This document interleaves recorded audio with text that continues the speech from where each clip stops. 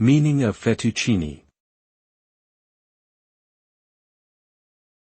Fettuccini. Fettuccine.